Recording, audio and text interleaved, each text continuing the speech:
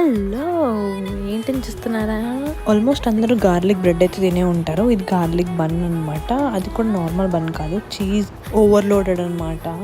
మనమైతే ఒక బౌల్లో 1 స్పూన్ బటర్ వేసుకొని చిన్న చిన్నగా కట్ చేసిన గార్లిక్ పీసెస్ యాడ్ చేసుకొని ఫ్లేక్స్ యాడ్ చేసుకొని అందులో కొంచెం కొరియాండర్ యాడ్ చేసి మిక్స్ చేసుకుంటాము.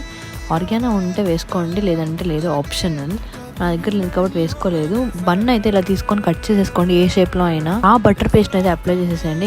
మేక్ షూర్ ప్రతి ఒక్క సైడ్కి అప్లై చేయండి, అప్పుడైతే బాగుంటుంది మనకి తినేటప్పుడు టేస్ట్.